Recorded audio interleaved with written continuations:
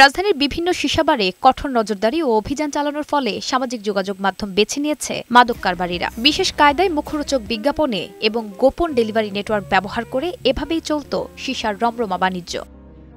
এমন তথ্যের ভিত্তিতে ক্রেতা সেজে চলল ডিএনসির গোপন অভিযান, আর তাতেই হাতে নাতে গ্রেফতার শিশার ডেলিভারি ম্যান রহমান সামি। অতঃপর তার দেয়া তথ্য মতে উত্তরা থেকে গ্রেফতার হয় মূল হোতা আব্দুল ওয়াসিফ। উদ্ধার করা হয় 18 কেজি শিশা।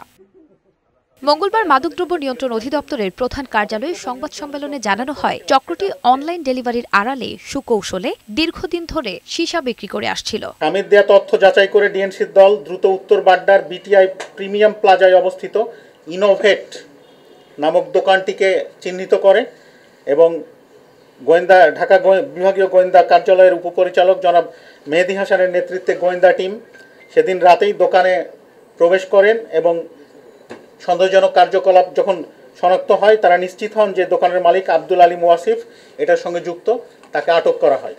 এদিকে শ্যামপুর এলাকা থেকে অস্ত্রসহ 3 মাদক কারবারিকে গ্রেফতার করেছে ঢাকা মহানগর গোয়েন্দা পুলিশ। প্রাথমিকভাবে তারা স্বীকার করেছে এগুলো তাদের মাদকের যে সাম্রাজ্য, সেই সাম্রাজ্য টিকে রাখতে তারা এই মাদক অস্ত্রগুলো ব্যবহার করে থাকে। তো এই অস্ত্রগুলো কোন কোন কাজে আর ব্যবহৃত হয়, রাজনৈতিক কোনো স্থিতিশীলতার ক্ষেত্রে এই অস্ত্রগুলো ব্যবহার হয়ে থাকে কিনা, আর কোন কোন মাদকের সাম্রাজ্য আছে বা মাদক ব্যবসায়ী আছে আর কারো কারো কাছে অস্ত্রগুলো আছে, আমরা তাদেরকে রিমান্ডে এনে জিজ্ঞাসাবাদে বিস্তারিত তথ্য উদ্ঘাটনের জন্য আমরা চেষ্টা করব। তবে নির্বাচনের আগে এসব অস্ত্র দিয়ে আর কোনো কিছু করার উদ্দেশ্য ছিল কিনা বা সাম্প্রতিককালের ঘটে যাওয়া কোনো হত্যাকাণ্ডে এসব অস্ত্রের ব্যবহার হয়েছে কিনা তা খতিয়ে দেখছে ডিবি।